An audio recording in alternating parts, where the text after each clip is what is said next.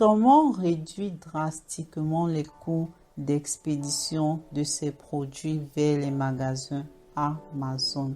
Si tu es un vendeur Amazon et que tu es curieux de savoir comment abattre les coûts d'expédition de tes produits, je te recommande vivement de suivre attentivement cette vidéo jusqu'à la fin afin de découvrir ma stratégie pour réduire les frais d'expédition de mes produits et par conséquent réduire les coûts de fabrication. Mais avant de commencer, bienvenue sur Business Hybride. Ici, nous t'apprenons comment faire de l'argent en ligne grâce à des méthodes simples et efficaces. Rassure-toi donc de t'inscrire sur cette chaîne et d'activer la cloche de notification. Ainsi, chaque fois que nous publierons une nouvelle vidéo, tu seras notifié et tu pourras ainsi être parmi les premiers à le mettre en pratique. Si tu as des questions par rapport au contenu de cette vidéo, n'hésite surtout pas à me les mettre en commentaire et je me ferai un plaisir de te répondre. Et n'hésite surtout pas de mettre un pouce bleu si tu as aimé la vidéo. Revenons donc au sujet du jour qui est celui de savoir comment réduire les coûts d'expédition vers les magasins Amazon.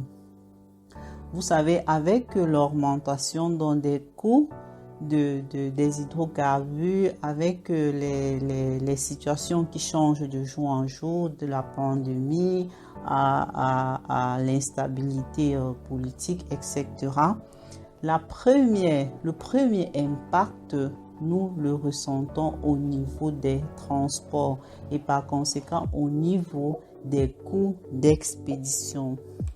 Maintenant, quelle est la stratégie? Comment contrecarrer, comment réduire les prix d'expédition de ces produits vers les magasins Amazon en une période aussi compliquée que celle que nous vivons actuellement?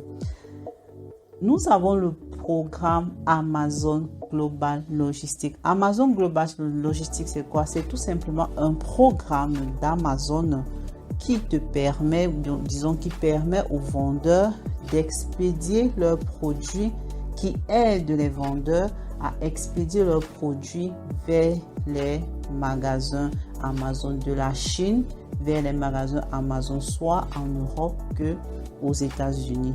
Donc, si tu es un vendeur et que tu fabriques tes produits en Chine, tu pourras donc profiter, tu pourras donc t'inscrire à ce programme afin de réduire les frais d'expédition. Comment ça fonctionne? Il te suffit juste d'aller adhérer au programme, c'est-à-dire t'inscrire. Ils te demanderont un certain nombre de données. Une fois dans le processus d'inscription complété, Amazon, lorsque tu signaleras Amazon, parce que le fait d'adhérer à Amazon Global Logistics ne veut pas forcément dire que tu dois toujours utiliser Amazon Global Logistics pour expédier tes produits. C'est-à-dire, le jour que tu souhaites utiliser un transitaire, tu le fais, tu crées juste un shipping plan normal. Le jour que tu souhaites donc utiliser Amazon Global Logistics, il te suffira juste donc de cocher la case nécessaire lors de la création de ton shipping plan afin que Amazon donc se charge d'aller récupérer tes produits ou chez ton fournisseur ou chez ton transitaire pour les expédier directement dans leur magasin. Bien évidemment, vous imaginez que si c'est Amazon qui se charge, c'est beaucoup plus facile, quoi. C'est beaucoup plus rapide et surtout, c'est plus moins cher, disons, et surtout, c'est beaucoup plus moins cher. D'ailleurs, nous allons faire une simulation actuellement au système et je vous ferai donc voir combien ça peut être avantageux d'utiliser ce programme.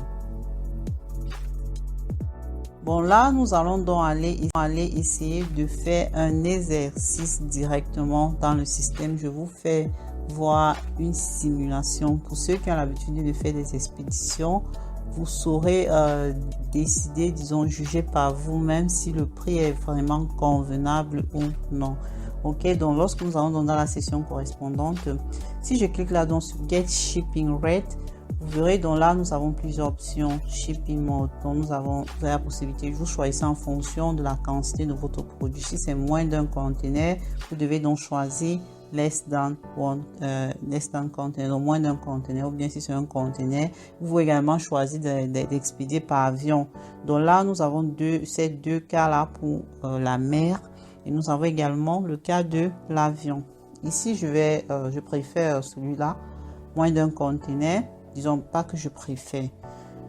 Les produits sont moins d'un conteneur, donc je dois choisir cette option là. Vous choisissez donc le port le plus proche de votre fournisseur ou bien de votre transitaire. Ensuite, vous choisissez une destination. Bon, là, c'est juste l'estimation. Nous savons tous que c'est lors de la génération du shipping plan que Amazon nous dira où est-ce que nous devrions expédier nos produits. Ici, je suis sur Amazon Allemagne, donc ça me propose les stores Amazon de l'Allemagne. Là, maintenant, nous choisissons donc une date. Nous devons donc choisir une date, le type d'expédition. Vous mettez également, là, j'ai mis DDP, donc ça veut dire tout inclus avec les taxes, etc. Vous mettez le volume, ok, et vous mettez le poids. Bon, ici, là, bon, ici, je suis en train de faire l'estimation d'une expédition que j'ai fait en fait. Vous voyez ici, là, le volume, c'est en cube, en mètres cubes. Et ici, nous avons également la quantité. Cette date, je ne sais pas pourquoi. Est-ce que... mettons 05 bar 2022.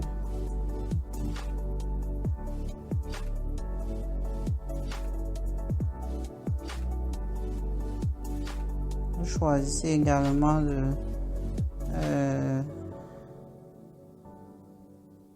je ne sais pas pourquoi ça ne me prend pas.